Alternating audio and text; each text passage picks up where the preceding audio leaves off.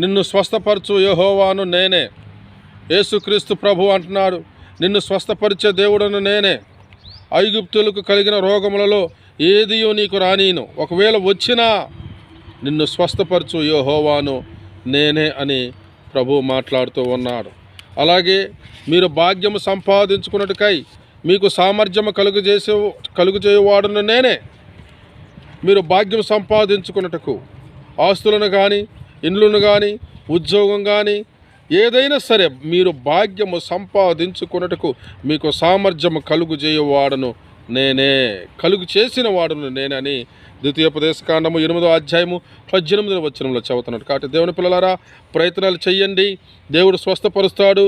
మీ వ్యాపారాల్లో కానీ, పనుల్లో కానీ, మీరు ఏ బిజినెస్ చేస్తున్నా కష్టపడండి, నమ్మకంగా ఉండండి, యథార్థంగా ఉండండి, ప్రార్థన చేయండి. మీరు సంపాదించుకున్నట్టుకు, భాగ్యము సంపాదించుకున్నట్టుకు దేవుడు మీకు సామర్థ్యం కలుగజేస్తాడు. తర్వాత మిమ్మల్ని స్వస్థపరుస్తాడు, గొప్ప దీవెనలు మీకు అనుగ్రహిస్తాడు. నమ్మిన వారు దేవుని మహిమపరచండి. దేవుడు కృప మీకు తోడై ఉండనుగాక. ఆమేన్.